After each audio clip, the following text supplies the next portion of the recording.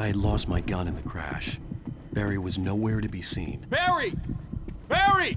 Oh, man, you're okay! Jeez, it's good to hear your voice! I was trying to get out of the car, but the ground gave way! Man, what a drop! Don't worry, your cutout is fine. Forget that! Are you okay? I hit some bushes, didn't get a scratch! There's no way you can climb down, though! It's like a sheer wall! Al! There's something moving down here! Barry, it's a Taken! Use a flare, Barry! Oh! Yeah! Barry, are you alright? I'm good, Al! I'm great! Guess you never messed with anyone from New York City before, huh?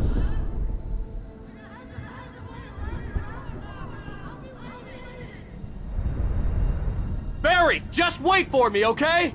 Al! I'm not staying here! It's suicide! I'm going to the phone! I'm gonna go ahead. Secure the area. Now he's Rambo. This would turn into a disaster if I didn't catch up with Barry.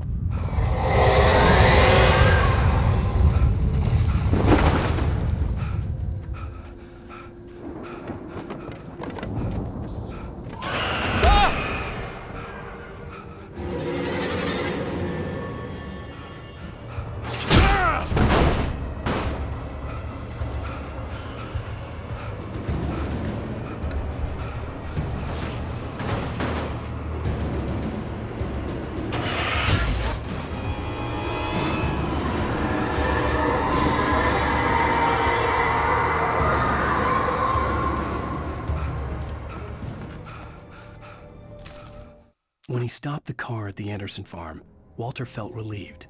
Oblivion was close at hand. The brothers wouldn't miss a jar of moonshine or two in the booby hatch. But then he saw the man on the porch, and he knew who it was. Driving for his life and knowing it was useless, he didn't realize he was crying until he couldn't see the road for the tears.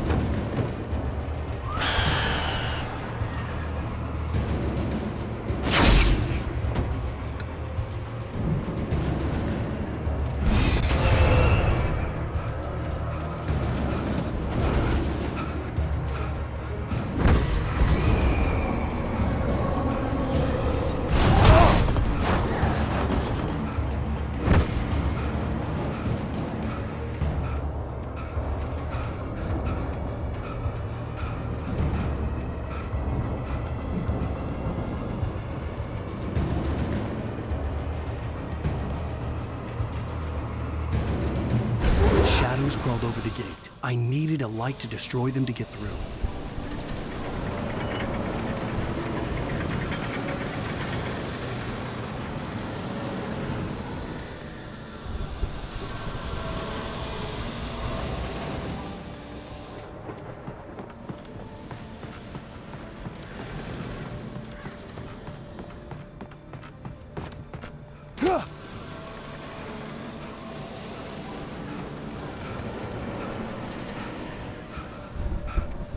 I hoped there'd still be a working generator somewhere around here to power up the old lights by the gate.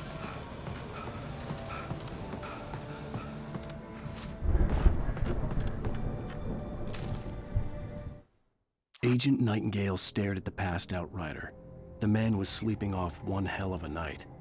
Nightingale felt a stab of envy at Wake's oblivion, but he had a job to do. He put the gun to Wake's head and almost became a murderer. His hand shook and his throat felt tight and dry. Biting his teeth, he tried again to pull the trigger. He lost the nerve. Wake stirred. Nightingale would have to settle for an arrest.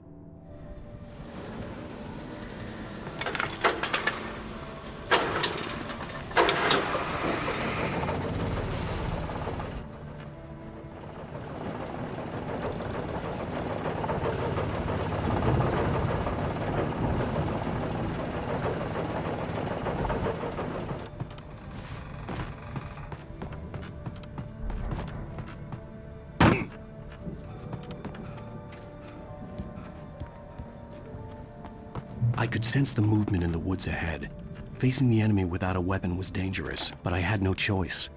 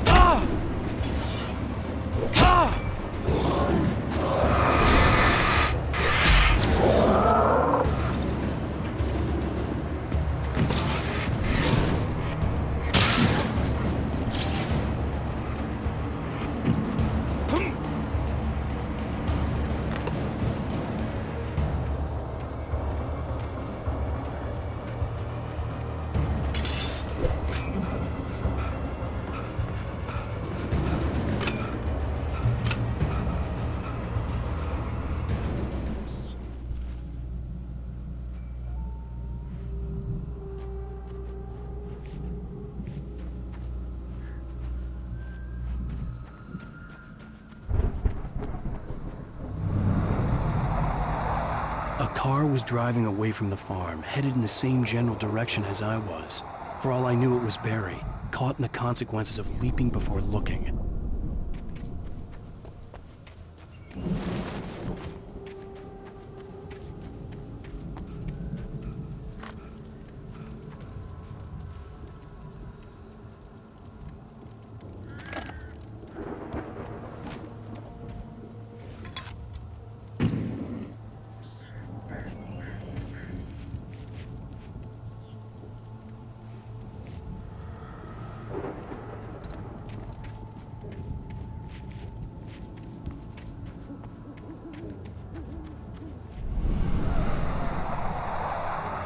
The car was heading for the cabin up ahead. It wasn't far. If it was Barry, I would see the damage soon.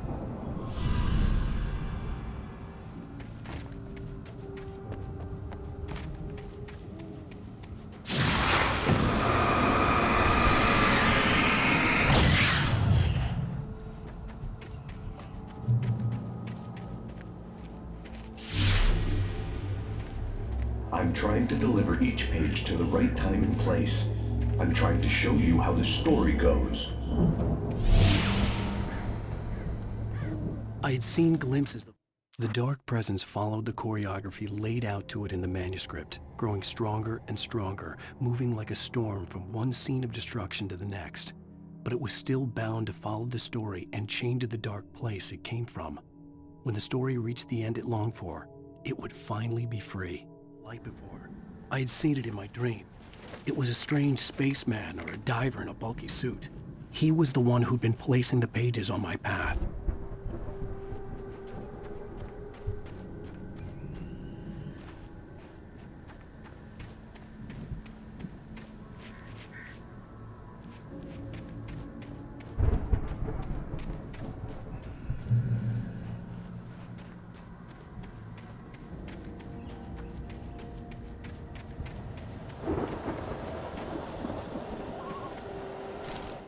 The storm raged on as the Anderson brothers walked unsteadily away from the clinic with the other patients in tow, knowing that this time they wouldn't return. The darkness around them seethed with horrors, but Tor and Odin were unafraid. Their eyes glinted with guile. They knew every secret path, and there was blood on their hands. They had fought these shades before.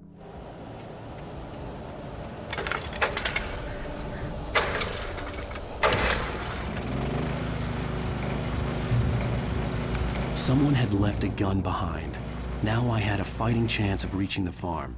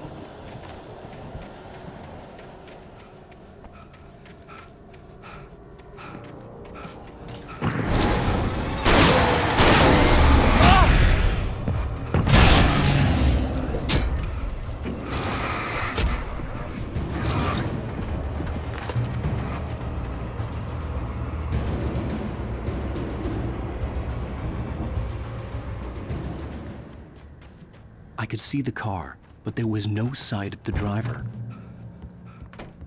Hello? Anybody here? Barry!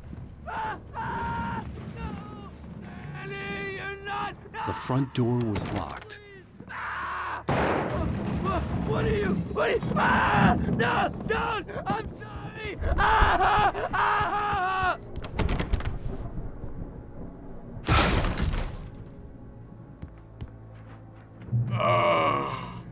I know you.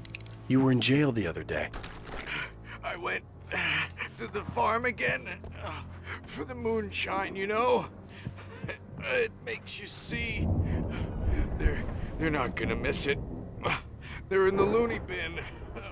But my buddy, Danny, I lost him. Something's gone wrong with him. It's not him. Like a real bad follow-up to a real good movie. I've run through every possible course in my head. If I continue like the Dark Presence wants me to, the story I'm writing won't save Alice. It's a horror story, and it's going to kill her, and me, and everybody in this town. No one will survive. Darkness will consume everything. This is what it's wanted all along. It will be free, unstoppable. It used Alice to get to me, dangled her in front of me to keep me going. It was never going to release her. I'm going to change this. I'll escape. I've written myself into the story. I'm now the protagonist. This feels like a terrible risk, but it's the only way to save Alice. I'll be bound by the events of the story just as much as anyone else who's been woven into it. The story must stay true for this to work. There have to be victims along the way, near escapes, cliffhangers. In a horror story, it can't be certain that the hero will succeed or even survive. He almost has to die. I'll write my own escape into the story next. I need help. Zane's going to be the one who'll help me. I'll make it happen.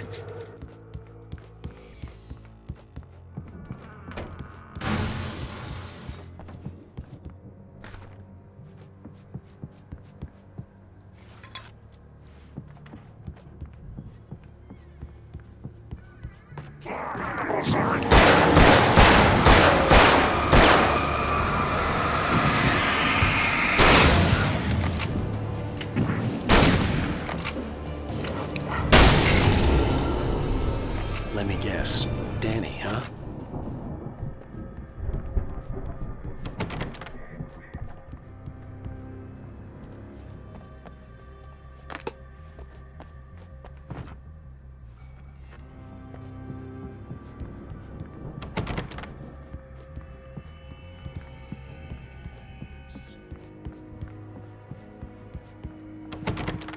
I could climb out through the broken window. The farm was still a good distance away. I'd need a car to get there fast. If Barry wasn't up here, he was probably in trouble down at the farm. For a moment, I felt bad for doubting him. After all, I'd made it this far myself. But Barry was Barry.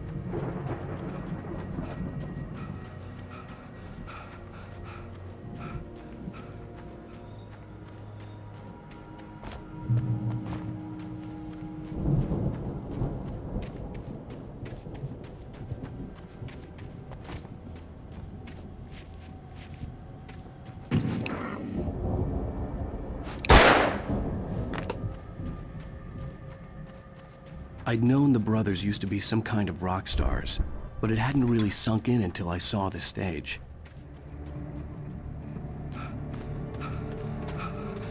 Al!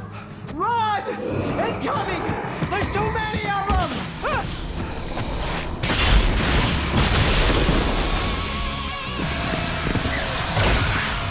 God damn!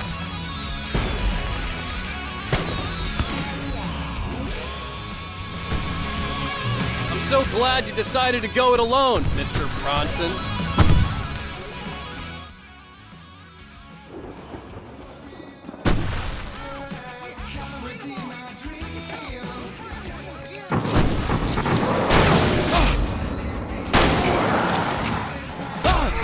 This place is stopped! Hold on! I'll try to get the stage lights on!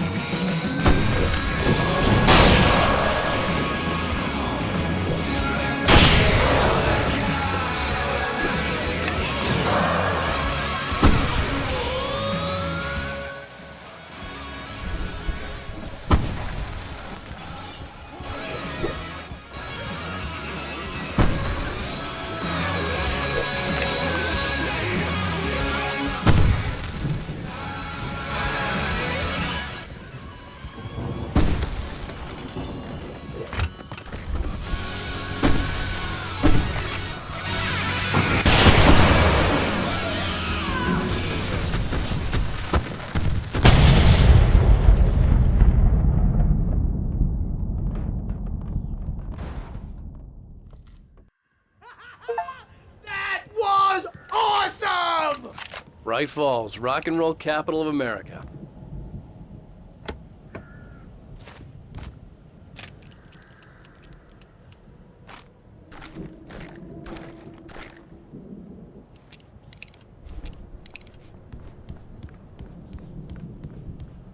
Hey, Al! This way to the farm!